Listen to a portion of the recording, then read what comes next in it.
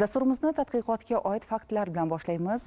Makroiqtisodiy va hududiy tadqiqotlar instituti ekspertlari tomonidan O'zbekiston mahsulotlari uchun potensial eksport bozorlari va buyurtmachilar talabi o'rganildi.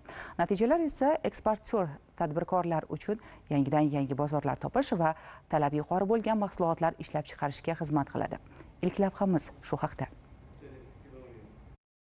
Ekspertlar tomonidan Go for World biznes platformasi ma'lumotlariga asosan O'zbekiston mahsulotlari uchun potensial eksport bozorlari va buyurtmachilar talabi o'rganildi. Unga ko'ra O'zbekiston nisbiy ustunlikka ega bo'lgan mahsulotlari uchun potensial bozorlar va yetkazib berishi mumkin bo'lgan hududlar aniqlandi.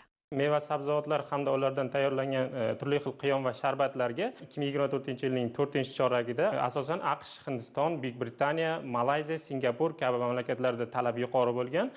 Tekstil mahsulotlariga esa Ispaniya va Indoneziyada ko'proq talab kuzatilgan. Shuningdek, qimmatbaho toshlar, rangli metallarga to'xtaladigan bo'lsak, ushbu mahsulotlarga asosan AQSh, Buyuk Britaniya, Xitoy, Hindiston kabi mamlakatlarda talab yuqori bo'lgan. O'g'itlar, kimyoviy mahsulotlar ko'proq Janubi-Sharqiy Osiyo mamlakatlariga to'g'ri keladi. Bunda Xitoy, Hindiston, Shri-Lanka kabi mamlakatlar asosan ushbu mahsulotlarga yuqori talab bilan buyurtma berishgan.